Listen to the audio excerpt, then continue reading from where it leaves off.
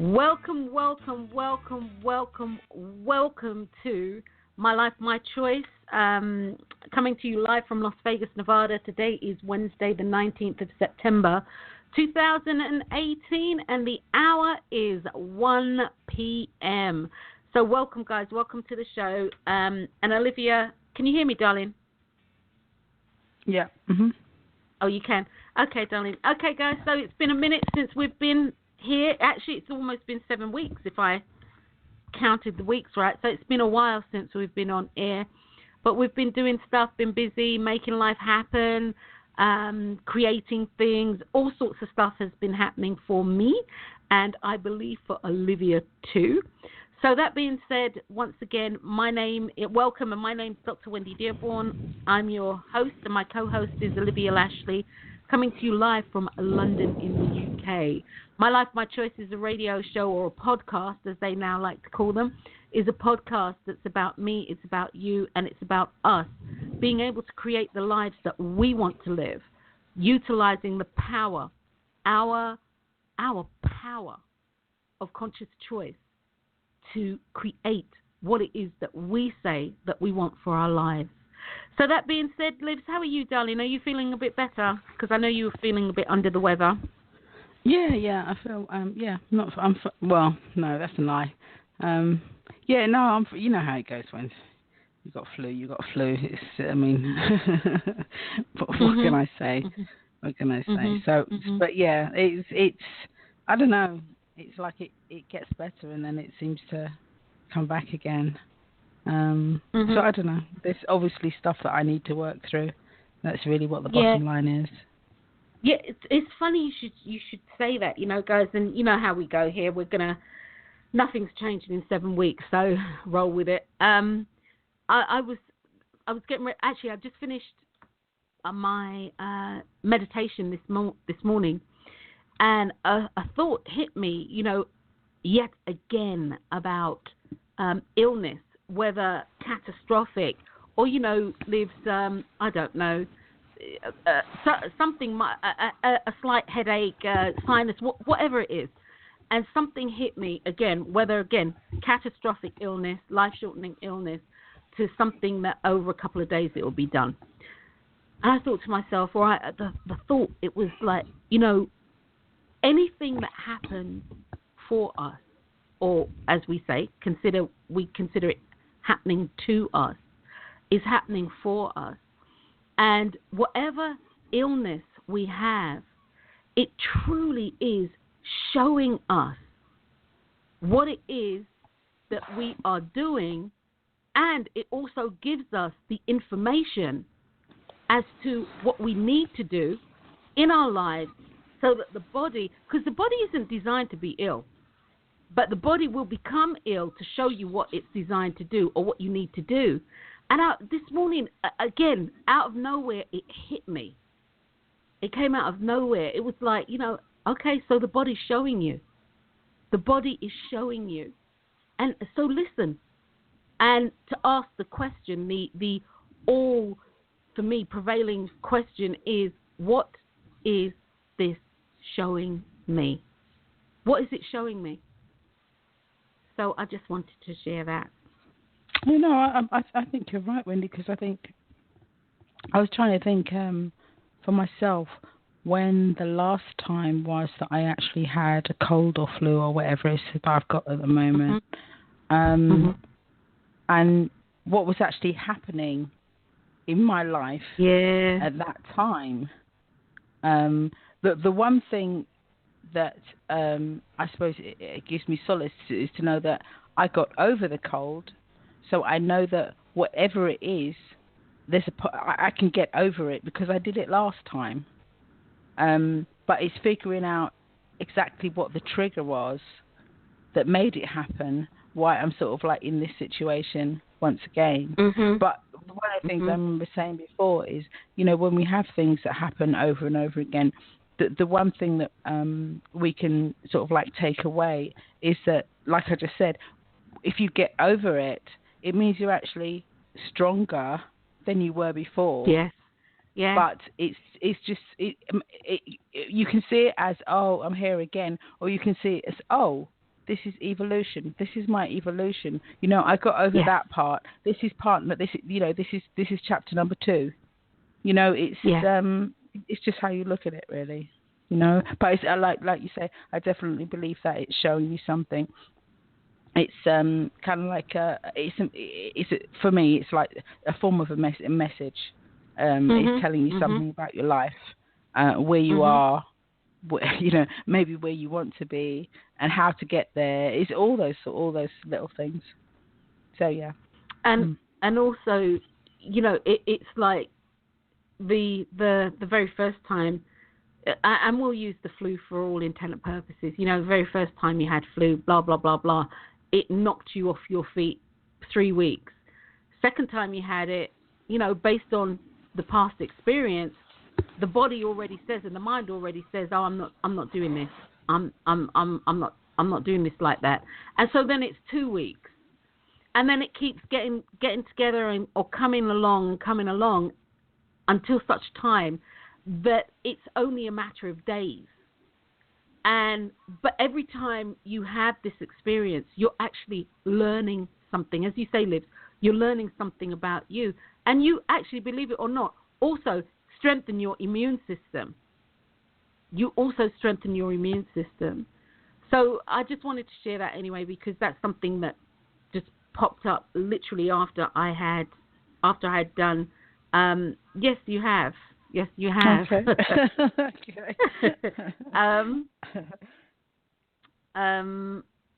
Yeah, after you.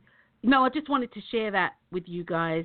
You know, just it's something that, by the way, so that might have been, you know, like something that somebody needed to hear in reference to what was going on with them.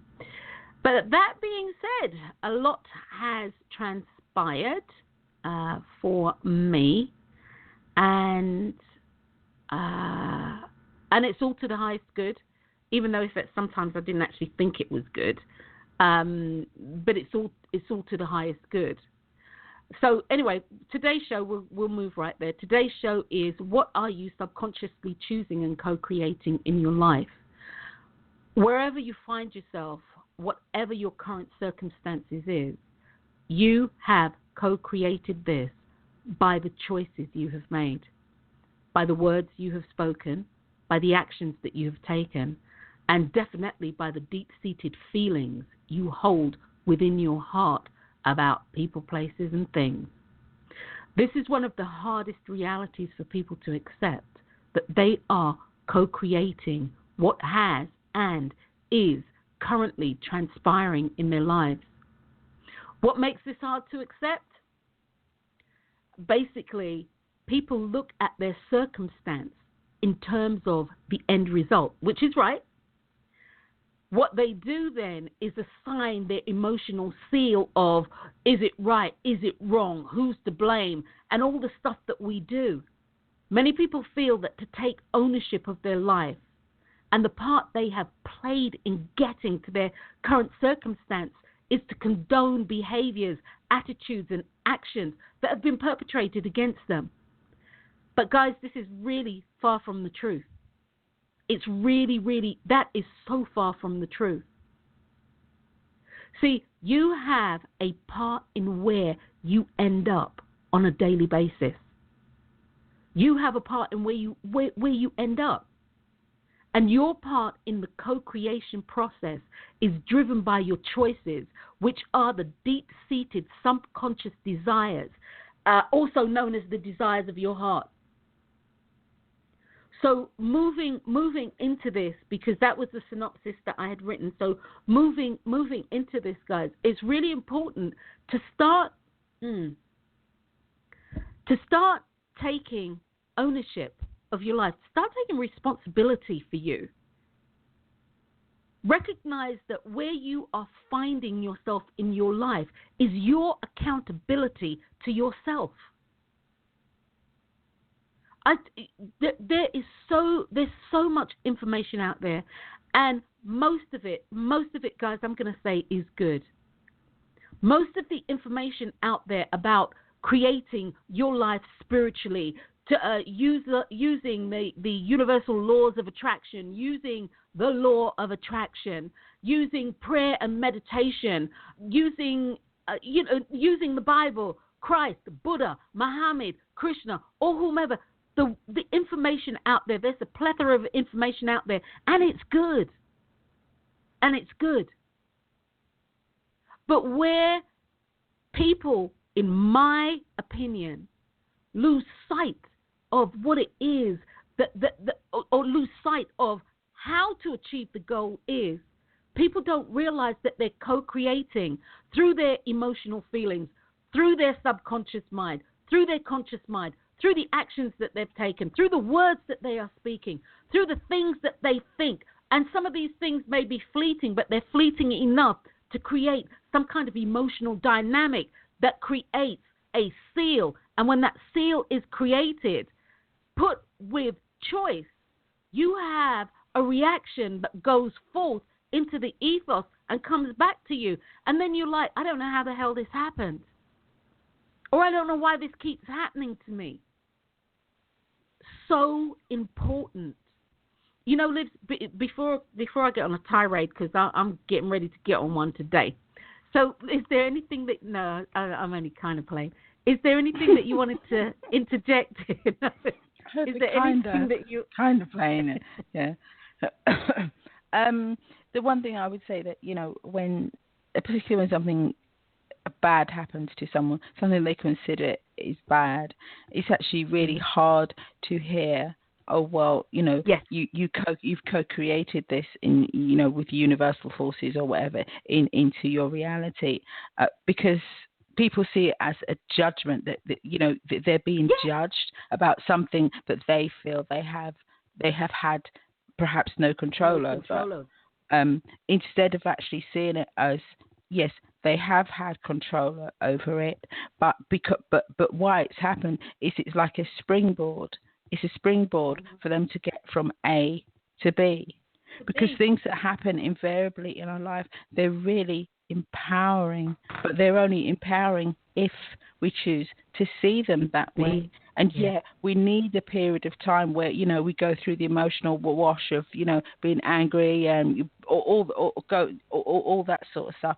But after that, I believe it's really imperative to look at the situation and see it as something that is actually going to get you to whatever goal it is that you are trying to achieve. But it can be hard, you know, hearing, oh, well, you know, if something heinous has happened to someone and you're kind of saying to them, well, you know, this is part and parcel of, maybe it's definitely not what you wanted, absolutely not. And it's not, no one's saying it's what you deserve, absolutely not. But it's just the way it's come down the pike kind of thing to get you from A to B. And it is an empowering thing, because the majority of things that happen to us that we actually think are sort of like really, really bad, they can actually really go on to lead us into a situation, you know, to meet people, places and things that are going to propel us to the goals that we're trying to achieve, you know, but we help people in the process. Yeah, absolutely. I mean, help people in the process, but I think the major thing is to be helping self, because I think when intrinsically, if you help self, you help other people. I think when people go, their motivation is, oh, let me help other people, I think something is lost. It's to me, it's not an intrinsic thing. To me, it's not coming. I'm sorry if I offend anyone. It's not coming from the heart. Okay, it's a logical thing. It's a logic thing. You look at life and you say, okay, well, you must help. Nice people do this for other people. Nice people do that for other people. And I think that's more where it's coming from, more like the social dictates, as opposed to an intrinsic spiritual wanting to do something. So, see, with the helping of other people, and I totally agree, Liv, you have to be on your pathway. You literally have to be on your pathway. And for me, you have to at least have an inkling that your pathway is your purpose and that you're passionate about what you're doing. And that's really what I feel about, because when I say about helping people, it's like, for me and choice. Mm. I'm passionate about choice. Mm. Yet I'm very cognizant. This is my journey. Mm. Mm. This is Wendy's journey. Yeah, but that's just, I think it happens intrinsically. The helping of other people, it just happens. It's not something you think, okay, I well, didn't set I'm out. gonna do. It's not like a thing of, okay, well, I'm gonna do this for people so that I get something out of it, or Liv. Oh my God, Liv. Yeah, I mean, it's a thing of, because the bottom line is we do get things out. We do. Yes, There's a what's the word I'm looking for? There's it's a payoff. You get a payoff. You get a reward. Yeah. You get it's a an symbiotic energetic relationship. exchange. That's right. That's right. That's right. Yeah.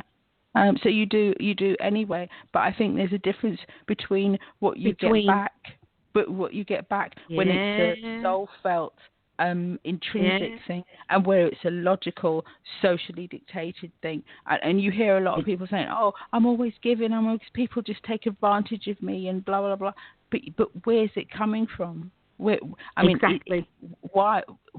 I mean, the bottom line is, why do you do the things? What is that your you do? agenda? What is your motivation? Yeah. Is it to be liked? Is it to get to the gates of heaven? What is it? What is it? And if it's them claws. if it's a logical thing, then it's contrived.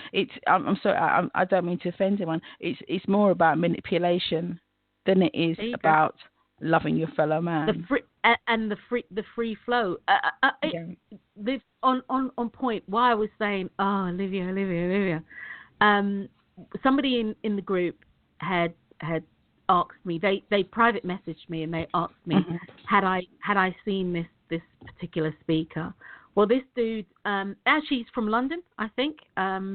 He's from London, and he was talking about the laws of attraction. Excuse me, the law of attraction. Let me get it right. Most of them don't call it the laws. So he was talking about the law of attraction and why it doesn't work, and the things that you have to do. Hear me clearly. The things that you have to do. And so when I start hearing what you have to do versus what's out there for you that you can do if you choose, but when I start hearing that if you use this particular program, it will work for you, already my antennae is up. So okay, I'm listening, and you know, Liz, everybody's got the patter, and they're tapping it. Wait, no. You know what, Liz? Because I was going to skirt over this, but this isn't. I'm not going to. There's the patter out there, and what people will do is they'll tap into your innate fear. Most people's innate fear, their deep-seated fear, is that they'll never ever have enough money to maintain and live a life of maybe quiet desperation. They'll never be able to survive. And then they'll tap into another fear of not having the ideal relationship, never being loved, truly loved, or having a partner. And then they'll tap into the other one, which is health. So they tap into you on all or those three quadrants. That makes a triangle. They'll tap into you on those three quadrants because we are emotionally charged that way. We will never have a kind of relationship that we want. In a relationship or in relationships, we will not be accepted the way that we want, which is an innate thing because we come here from soul clusters. The desire to belong isn't just a human thing. It's not a human thing. It's a spiritual thing. Plants like to be with their own plants. Animals like to be with their own kind. So they tap into all of this stuff, all your fears, and then they tell you that you're broke as a joke, and then of course they can say to you that if you do this program, you can earn 5 figures. Earning 5 figures isn't about you knowing how to utilize the universal laws of attraction. That's just one part. And I do understand. Money is an energetic force that allows you it gives you the autonomy not to worry about some of the mundane things that we choose to worry about, so that we can move forward and, step into our purpose, do what it is that we are here to do. So yesterday, I'm listening to this dude, right? I'm listening to this bloke. And at first, I'm listening, and then I hear the thing. And then, Liv, it's that same old bullshit funnel that they're putting out. They're talking about whatever program it is. And people are on the webinar, and they're saying, but you've used an acronym. What does it mean? Talking, and they just keep saying, just keep listening until the end. Just keep listening to the end, and I'll explain it then. Well, I don't have 60 minutes of my time to listen to you, to come to the end of this thing, for you to say, give a snippet of what it is, and then tell me, in order for me to have the full effect or to really get this, I need to enroll for a 6 weeks course for the price of, well, it's now reduced. If you enroll today, it is now $49 instead of $579. Guys, this isn't the law of attraction. The reason why people can tell you, people who are telling you that they have made 5 figures in 6 months, is because mugs like you, and I said it, mugs like you are making this for them. You're going to tap into a program that is theirs. That's right. It's their law of attraction, isn't it? There. Exactly. Like I said to you guys, mine is choice. And that's mine.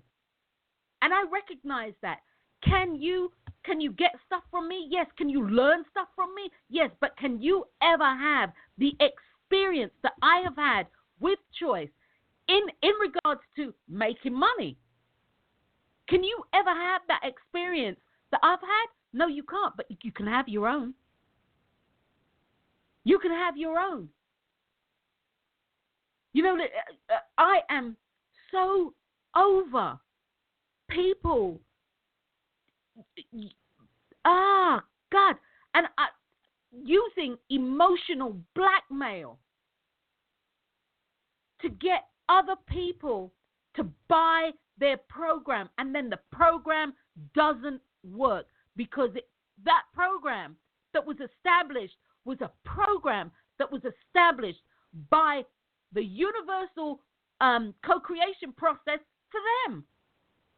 Does that make sense, Liv? Absolutely. As I said, it's part of their own. The person who has done it is part of their own universal attraction, the law of attraction. It's actually, it's not about other people. Other people are the catalysts for them to actually attain if their universal attraction is to acquire money. That's what the people that are go onto the program or buy the program, they're the catalyst for that person to achieve what it is that they want to achieve. Exactly, and they do. God bless them. Look at some of the gurus, and I wouldn't call them spiritual gurus, but they're money making gurus. Now they might have started out with the thing, like I lived in my car, or I hit rock bottom. I lost my job. I lost my house. I lost my husband. I lost my kids. I lost my car, which I was living in. They might hit rock bottom. And when they hit rock bottom, they came to this truth. And this truth was for them. And based on what they did, working with this truth, with who they are, they co-created a life that had not only money, which is somewhere where everybody sticks, but not only money, they built friendships. They built love for self. They created a friendship with self. They built love for self. They did all the things that they wanted to do. People, they're always coming here and they're like, yeah, I travel all over the world and this and that. And that's my answer. And your point is? Well, you want to travel too. No, you're making an assumption that I want to travel. How do you know I haven't traveled already? And so for me, this really is, and I'm going to start coming out the gate on this, because typically, I'll say my little thing. But no, guys, you need to stop it. Because the same way in which everybody who is selling you a program, the same way in which they found their way, the same way you can find yours. And I guarantee they are not teaching you the tools or giving you the tools to find your way. Well, the bottom line is, sorry, Wendy. The bottom line is they can't give you the tools to find your way because, one, the program is designed not for the individual. It's designed for the collective people. So they're not seen as individuals. They're actually seen as I said before, as a catalyst. But they're seen as a collective. And the program isn't designed for individuals. So exactly. Therefore, there's nowhere they're going to be able to. I believe there's nowhere they can assist. They can assist, but the thing is, people have to put their own twist on it. They have to make a recipe from this part, that part, the other part, for it to most probably to be able to work. Right. And not only that, they have to interject stuff that is totally and utterly personal to themselves. Because if they don't, all the program is designed is for the person that created it, and that slot in the reality, in our reality, in our universe, has already been filled by that person. So there's no way you can fill that space because that space is already filled. But you can use bits and pieces from it. The information, plus your own, the own things that you get, intuitively, or you might walk down the road and see something and it's related to what you want to do or what you don't want to do or whatever it is. You have to put your own spin on it. Otherwise, I think people can have a certain amount of success in doing these things. But it's not sustainable. That's sustainable. right. I think after a while, things can go, as they say, tits up, because it's not about the individual. Yeah. And it's not. And you're right, Liz. They go arse up. They really do, because it's not sustainable, because it's not yours. And what everybody needs to understand is that in the co-creation process, and you are always co-creating, it's about you. You can't co-create for me. I can't co-create for you. That's not how that works. I can't even do an abracadabra or make a spell. You have to believe in that process in order for it to happen. So you co-creating your life is about you and what you think about you and where you think you should be and what you think you should have versus what you think you shouldn't have. You see, your life is about you. And I have said this on this show repeatedly. I cannot breathe for you and you cannot breathe for me. Now, can you assist me for a short period of time by giving me the kiss of life if I need it? Yes, you can. But I cannot live on your carbon dioxide, because eventually I'm going to die. So I can't eat for you and you can't eat for me. If I sit down and talk about I'm eating for you and I eat all the food, eventually you're going to die. You're going to die.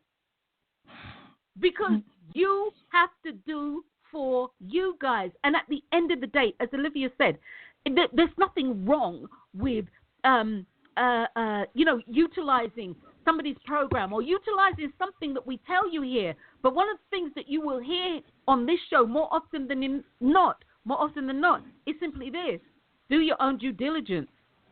Because it worked for Olivia doesn't mean it's going to work for me, Wendy. And because it's worked for Wendy doesn't mean it's going to work for Olivia. Do your own due diligence. And when you do your own due diligence, you begin the process, a beautiful process of co-creating what it is that you want in your life. Yesterday, and again, this is who I am. It has to be total BS for me not to even acknowledge it. But when people in the group, they send stuff to me, I'll look at it. And again, last night, somebody sent me something in the group and started out talking all right.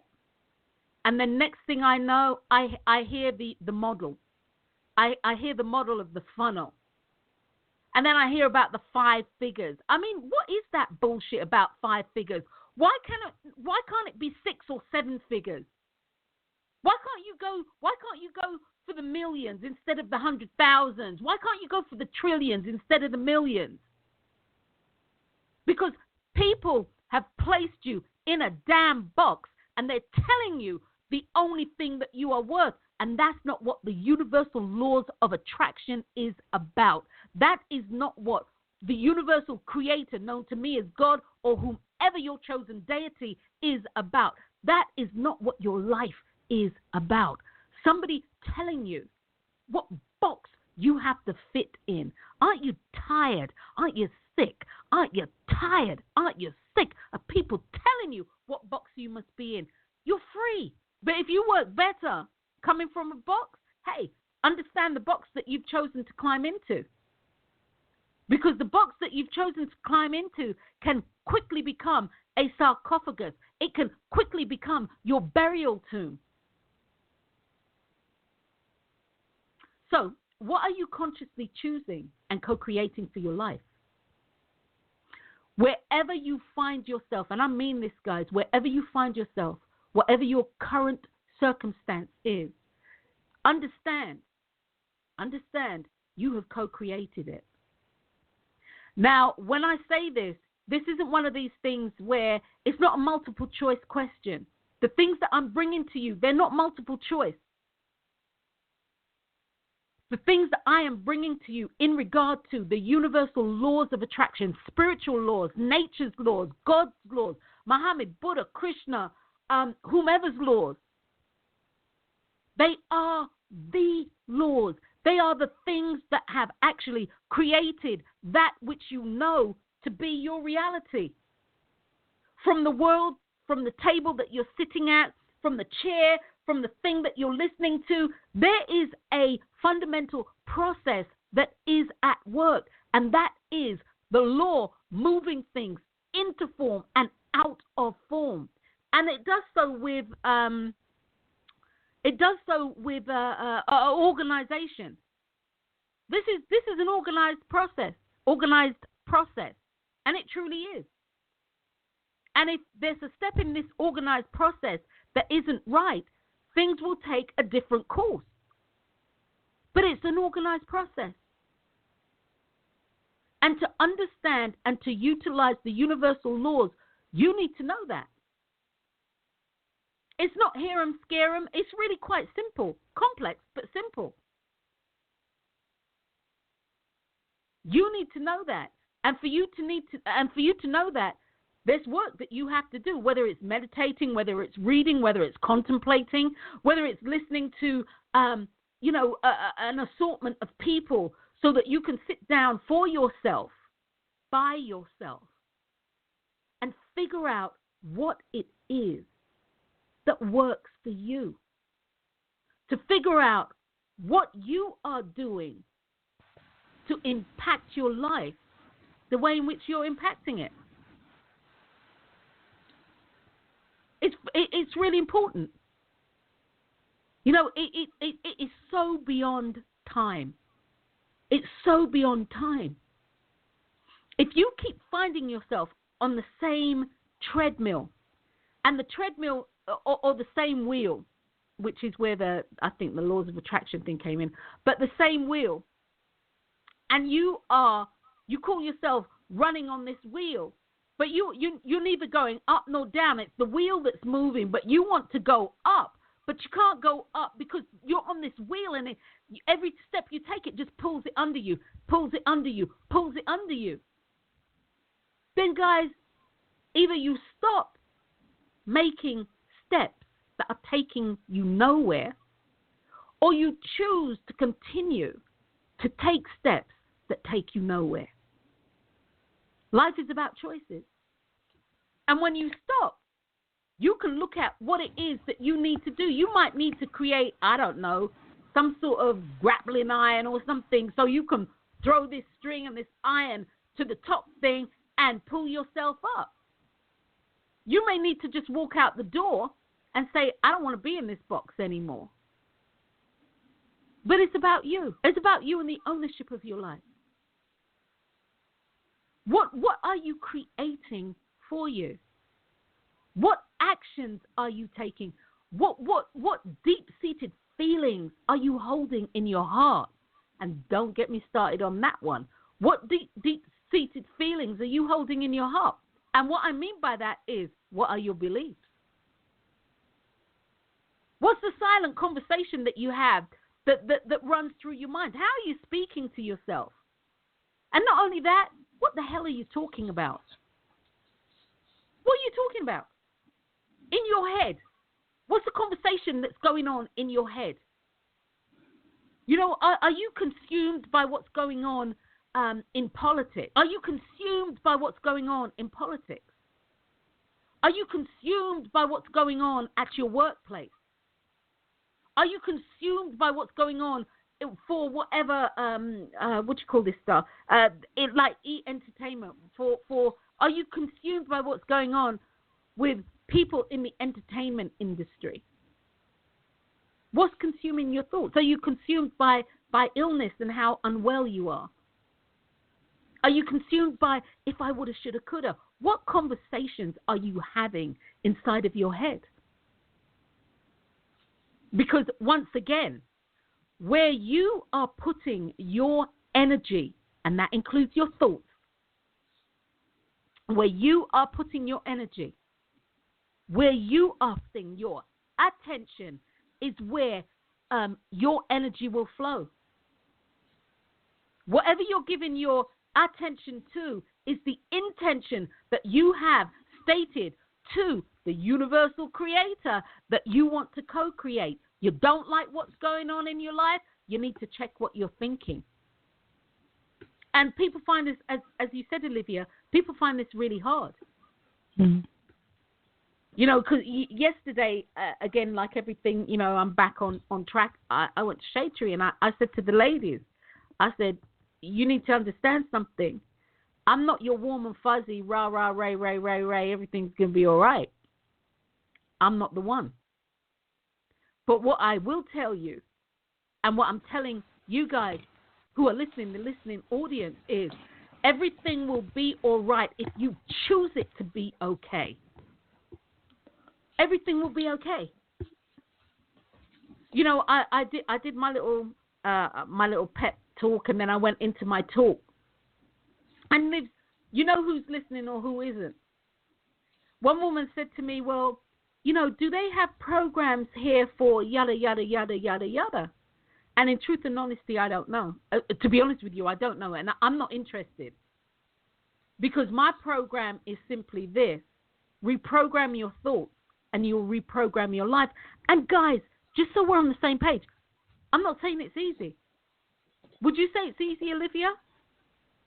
No, it's a lifetime's bloody work. It's not easy. But do you know what? It's, as you said before, it's simply complex.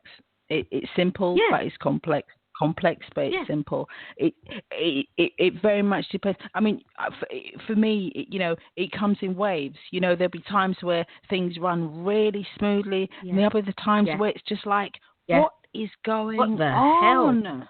Yeah. So it's not. It's as you said. It's the way. For me personally, it's the way that I'm thinking at that particular time that puts blocks and boulders or learning experiences, which are the way you want to interpret it, in my way, so that, you know, things, so that I take stock, I take note.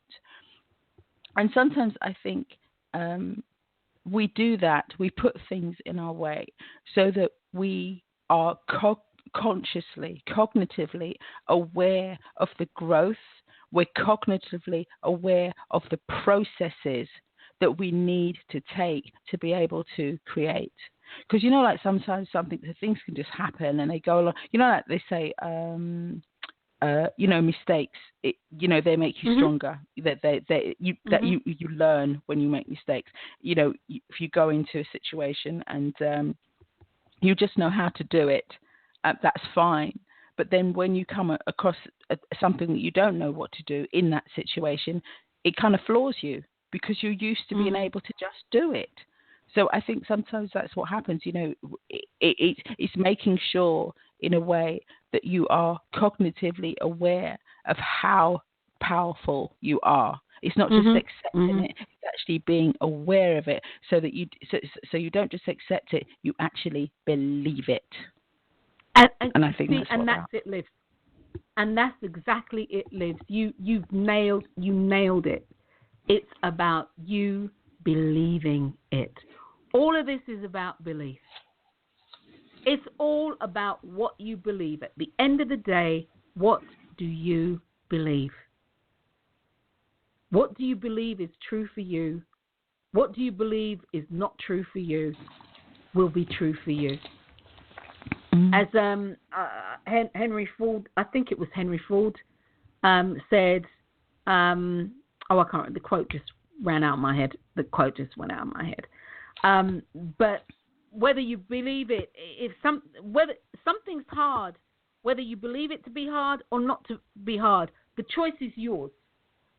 The choice is yours. So, and that's the bottom line. That's the bottom line. Are there things that you can do for self? Oh, and I need to address this because this popped back in my head. Are there things that you can do to support you in your belief, in powering up your belief? Yes, there are. However, that's an internal work.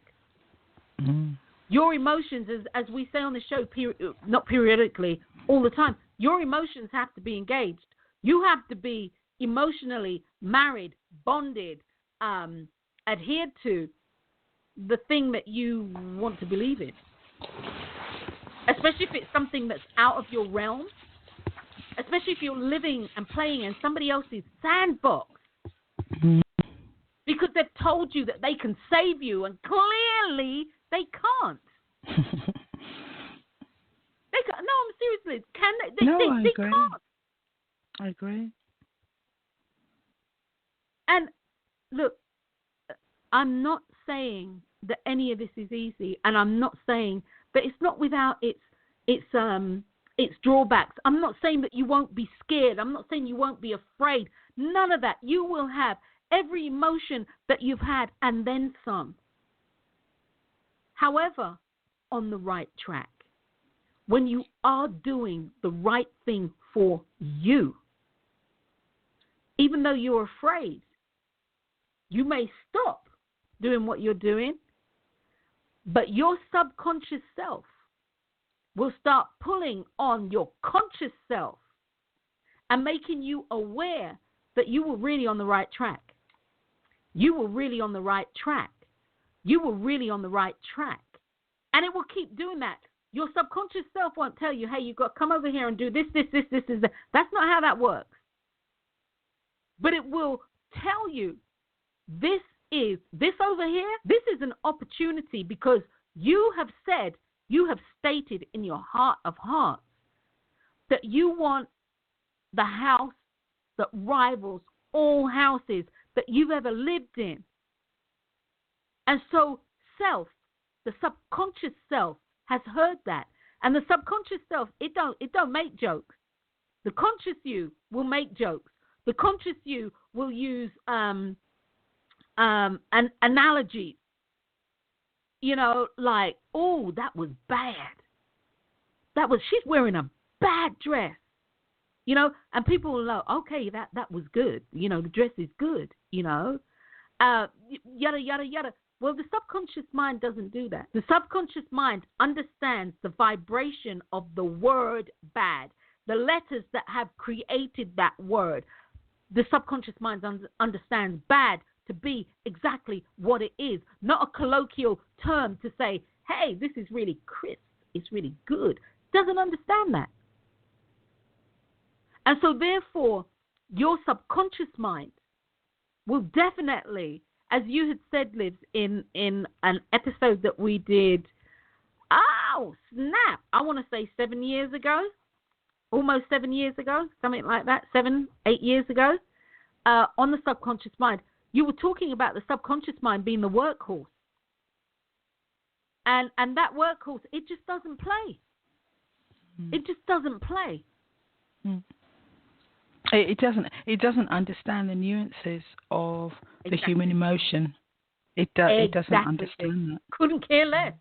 That's right. Couldn't care less. Right. The whole. Sorry, go on. No, go ahead, Liz. Go. And saying the whole purpose is just to get you what you want. That's what it is. Exactly. It's not interested in anything else. It's just to get you exactly what you want. So what you say you want is what it will give you. And depending on the caveats that you add to that, good, bad, or indifferent, that's why sometimes things don't run smoothly, because of all the internal dialogue you may have going on about that particular thing.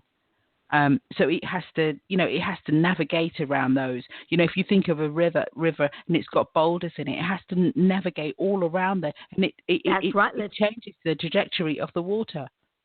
Exactly. And that's what happens. And then you get erosion here, erosion there, where normally if the boulders weren't in there, the river just runs smoothly. Did that make sense? Exactly. Yeah, no, okay. It's perfect sense. And a really good analogy. Perfect sense. There are two things that I want to say, guys, and actually more than two things. But that being said, somebody said to me the other day, Dr. Wendy, Dr. Wendy, I'm sorry, they said, Dr. Wendy, you always sound like you're telling us off when you're speaking to us. And I said, well, one, you have to understand I'm British, passionate about what I'm doing. And number two, if you feel like you're being told off, then you're being told off. And it's for good reason.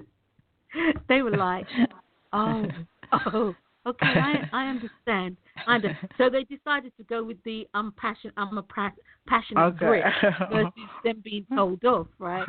So that actually made me laugh. So where I was going with this is, if you hear me and you think, oh my God, that's like somebody said to me, oh gosh, if I can't listen to your stuff in the morning, it's just too much.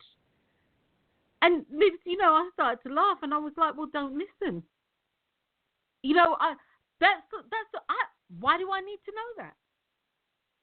For what reason would I need to know that? And then on top of it, Olivia, I would hazard a guess they don't know me well enough to know that I don't care. Mm. And that's the other thing, guys. Why do you care so much about what people think? But that's a whole other show by itself. One of the things that I did actually want to address is this. In regard to you doing, if you're somebody who's out there and you are creating programs, if you will, for people to assist and support them in finding themselves, finding their footing, and giving information, there's nothing wrong with selling your information.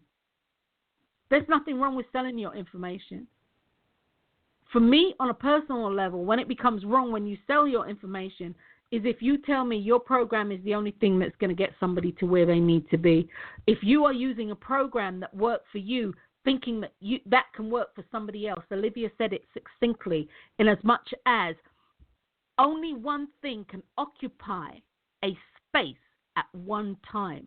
That space, that program that has been created by somebody because they've used this program to get where they are, that space has been taken. That space has been taken. You know what, which is why it doesn't work. Go ahead, Love. Yeah, what I was going to say is, because you went back onto program, this is something that I wrote before when you were talking about, you said why not $1 billion? Why not, $1 trillion? Placing a limit on things. Yeah. And I think for me personally, I would say if you start to listen to a program and they have placed a limit on anything, whether it's you have to do this or you have to do that or the other, if they've placed a limit on it, then what they're actually saying to you is that their program doesn't even work for them because they have placed a limit on it. A limit. If there was if it worked 100%, they would not place a limit on it. When go ahead, Liz. No, I was going to say, because if it worked, invariably, like particularly with the law of attraction stuff, people that are doing that law of attraction stuff, the law of attraction,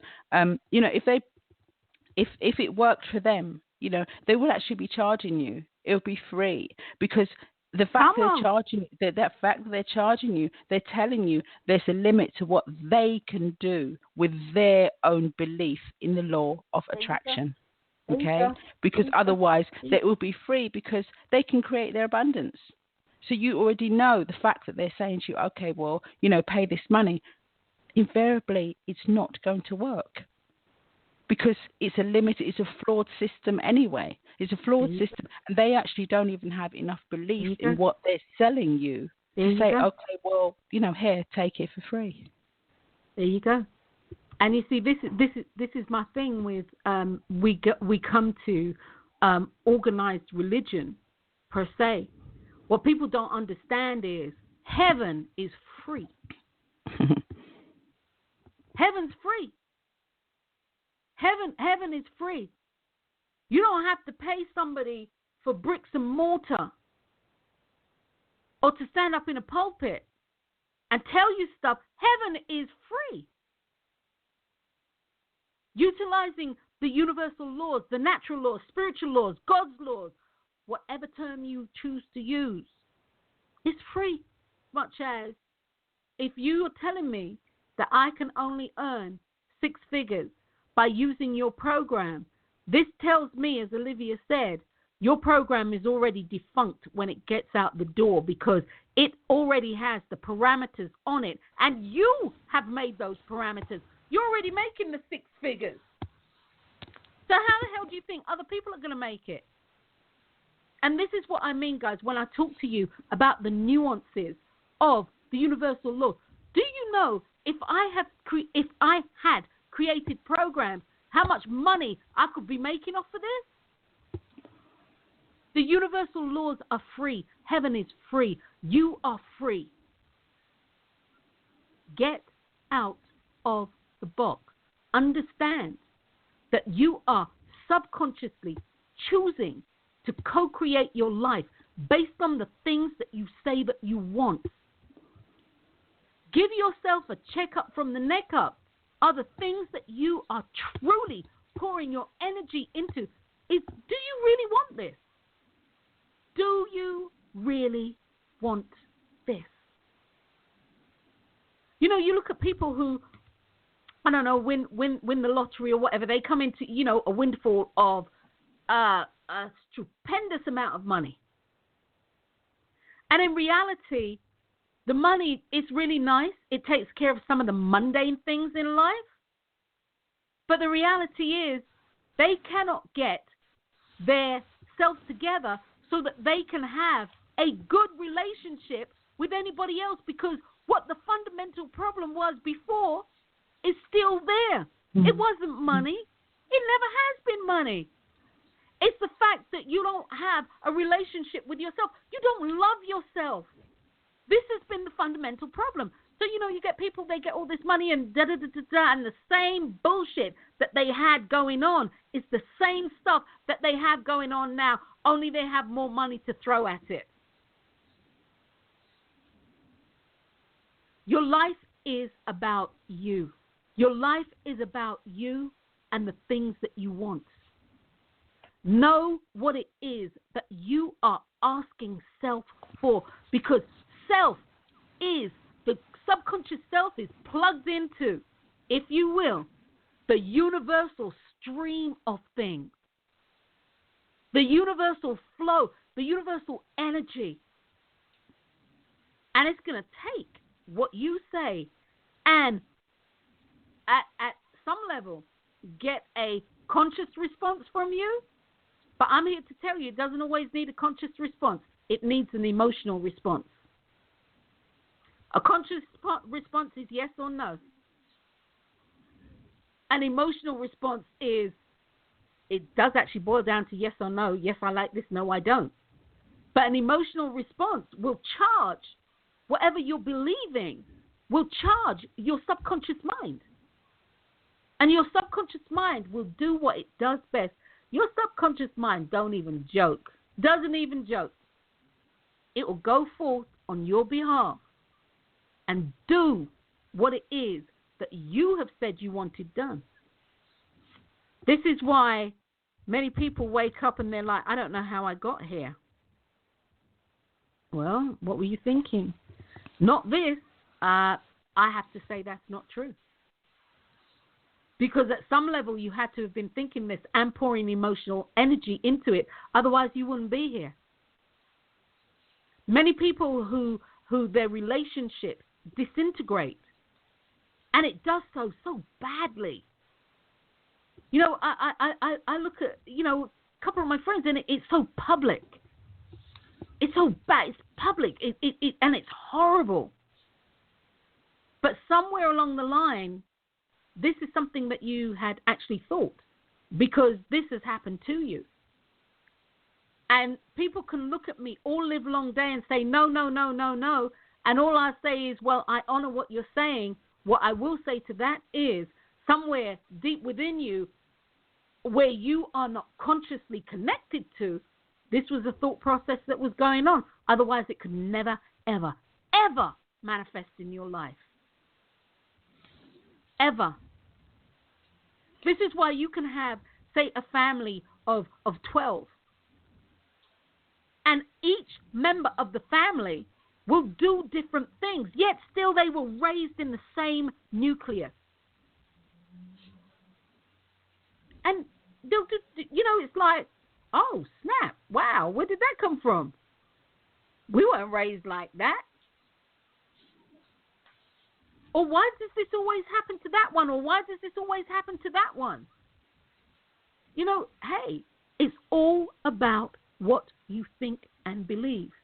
And once again, just so you understand and you're clear, we, that's Olivia and myself, are not condoning any behaviors, any attitudes, or anything that has, or actions that have been perpetrated against you, against your family, against your people, against your nation, against your country, against your religion. No, it's not about that. And it's about you taking ownership, responsibility, and accountability for your life. It's about you recognizing that you are in the driver's seat in regard to co-creating your life. And people don't get that. You know, people will tell me, like yesterday, all live long day, people are telling me they can quote the Bible to me, but yet still here you stand before me, not knowing what you're going to do. I don't get it. In the word it says, ye are gods, but most people don't. They skip right over that. You'll be told what a sinner you are. You'll be told that without doing this program, you are unable to utilize the universal laws of attraction. You'll be told by doing this program, you'll understand the New Thought Ministry. You'll be told by doing this, you'll be able to pray better. You'll be told all this stuff. But at the end of the day, you're not ever really told that you co-create your life. And it's my true belief that if people actually believed this, their lives would be a lot better. You know, like, oh, so I got input on this? You mean I get a true say in the outcome? Or I get a say in the outcome, period? Because the universal sources, the universal creator known to me as God, the universal sources or whomever, whatever your chosen deity is, creates that which you ask for. That's the other thing. All the spiritual texts say the same thing. You get what you ask for. Even if you're asking in your subconscious mind, even if you're asking subconsciously, you get what you ask for. There are parameters with this, but this show isn't about this. There are some things that you actually come into this existence to experience. There are things that you manifest based on something that you have, or things that you have said that you want to experience prior to being born, prior to your incarnation. That in itself is a whole nother show, but that too is also a factor. That too also is a factor in what you do with your life here. That being said, the one thing that you have is choice. Choice reflects your state of mind. Your state of mind dictates that which will be manifested in, where's your mindset? You know, I have clients and they're going through things, yada, yada, yada. And I'll say to them, you know, you really might want to consider meditating, and or at the very least, contemplating. And if not that, at the bare minimum, write down what you're really wanting. Write down what you're really wanting. You don't want to write it down, record it. What does this make you feel like? Marry yourself to it. But the majority of people live, and I really mean this, they don't want to do this. They don't want to do this. Shoot, sometimes I don't want to do it myself, but the majority of people, they don't want to do this. And they really don't. But yet still, I'll hear the same story, Olivia. I've been hearing some stories for, 35 years, 40 years, same story. The only thing that has changed is our age. And I hear the same story. Same thing. And then the irony is, Liv, as it coming down the pike now, they will have, say members of the family pass away, and then all of a sudden, somebody else comes in their life, or somebody who is in their life, they evolve into the person who becomes the protagonist. No, they evolve into this person that they're having this issue with. It's like it transfers. You know, guys, when that happens, that's all you. Actually, it's all you anyway. But when that happens, it's you. You know, as the saying goes, it can be some of the people some of the time, but it sure as hell ain't all the people all of the time. So it's about you doing what you need to do. You're co-creating your life. You're co-creating your life. One of the things that I truly love is when people are really able to connect the dots.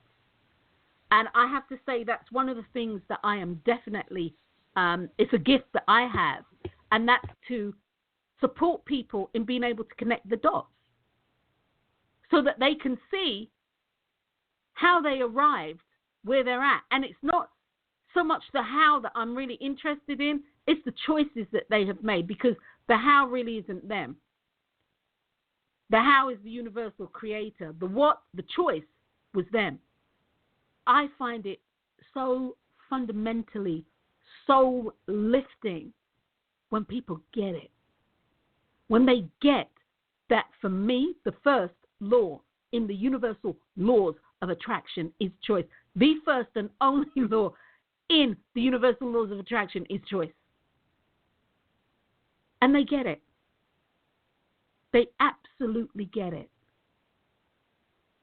I get a buzz and a charge off of, I take that back. I need to phrase this properly.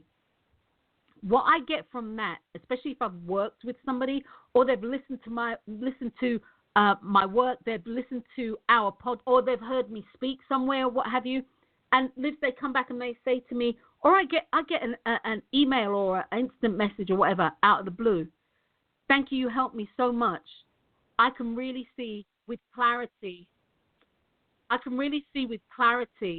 What it is that I am wanting. What it is that I am wanting. And for me, it really allows me to know that I'm doing what I need to do. I don't know if I said this on one of the last shows, but I always ask that question, you know, am I doing the right thing? Am I doing enough? Am I doing the right thing? Am I doing enough? And, you know, do I need to do something different? What does it look like? Yada, yada, yada, the whole 9 yards. And I don't know if I said this before, Liz, because I went into one of the grocery stores, the Asian grocery stores that I shop in, and there was my ladies from Shade Tree. And I looked at her, and she looked at me, and I said, how are you? And she said, I cannot thank you enough. I cannot thank you enough. And literally, and I know she wasn't meant to do this, she came from around the register. She came around, and she said, I just have to hug you. And all the people were kind of looking like, what? What's going on? You know, and I didn't say, because I realized, because I said, how's it going? And I don't do this thing like, how's it going since you were last in Shade Tree and yada. Yeah, absolutely. I'm like, how's it going? Because at first she looked like, oh, what's she gonna? Nope, that's not my style. That's not my style. And she thanked me. She had tears in her eyes, brought tears to my eyes, and it was like, okay, when you're on the right track. Because sometimes I never know. But I still keep doing what I'm doing. I still keep doing what I'm doing. But that being said, because that was about me, guys, it's really important that you understand that your life is predicated upon the choices that you make. Understand that you do create. You do have a hand in the creation of your life. The creation process of your life, where you have a hand, is by choosing what it is that you want. Then the universal source, the universal energy, creates it. It will move literally into form. And moving things into form, guys, is the atoms changing. As let's see if I can find this book here. That's the wrong thing. Sorry, Liv. As there was a book that I've been reading or listening to. Take your pick. It could be How to Manifest Your Desires, The Mind of Money, The Artist's Way, even Deep Change. All of them actually say the same thing. All of them say the same thing. Literally, that energy, when it moves into form, how it changes form is because the atoms are redistributed. The electrons, the protons, I said the atoms, the electrons, the protons, the neutrons, they're moved about. But everything has the same thing. Everything is the same thing. It's just molded differently. The energy is molded differently. So one of the things, that I do say, guys, and I will continue to say as long as I have breath, is this. You need to know the what and the how of the creation process. You need to know your role in the process of creation. And you truly do need to know your role. If you don't know to play in the sandbox, how to engage in the sandbox, you are not going to get the best out of it. Your role in the creation process is you are in charge of your what. Only you. Your what. And source, universal creator, God, Elohim, Muhammad, Buddha, Krishna, whomever your chosen deity is, that whole spiritual energetic force, the field, if you will, the field of potentiality, whatever term you choose to use, that is the how. If you could do the how and the what, your life wouldn't be where it is now. Your life would be totally different. Your life would literally be where you want it to be. But you see, we always try to do the how, and we haven't even taken care of the what. Our part in the co-creation process is to know with full clarity what it is that we want. So that as life unfolds, and life will unfold because we're always making choices, we are able to hold on to that with two hands, or hold on to it without reservation, or stand on it without reservation, stand on it without being knocked off, so that the how can take place. You see, us being blessed, us being showered with blessings, us receiving what it is that we want, us having what we want manifested, is predicated on us staying the course. You see, because if we get knocked off of, or become unfocused on what it is that we want, if we allow conflicting beliefs to penetrate and impact our thought process, that halts the creation process.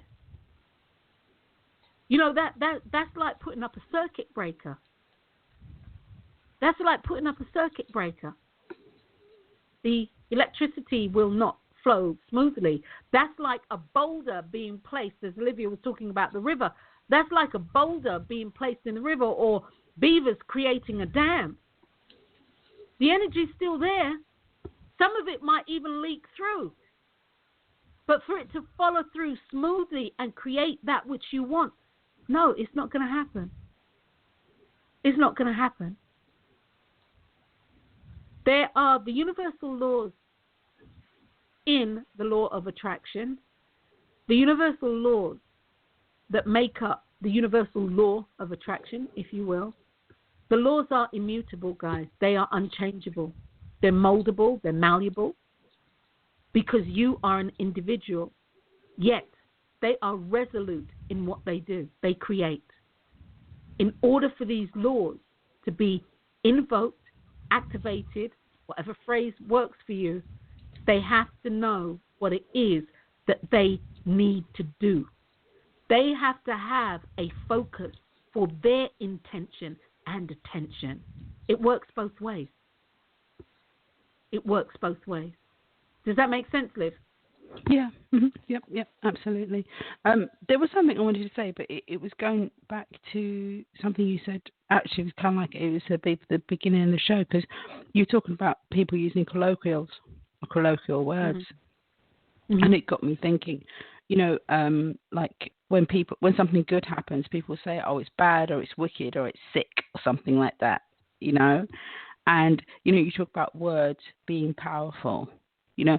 So say like saying something is good, oh, it's sick.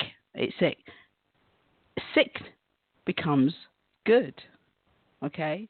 So the spiritual implication is that good becomes sick.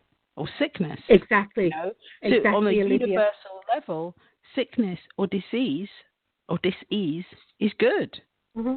So it changes the dynamics of your social or physical reality, because it sends it into a flux or chaos.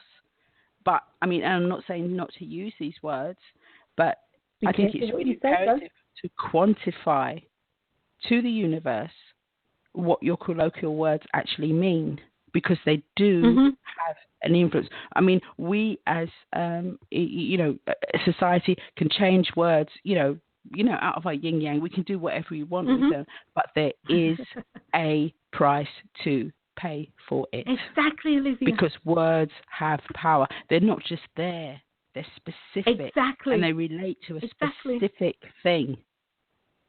And it's really important. Energetic. That's right. Frequency. Exactly. It's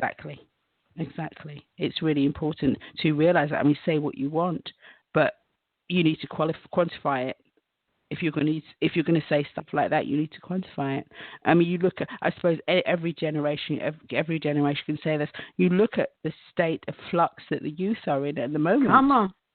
You know, I mean, has it got something to do with the colloquial? To do with the language. Exactly.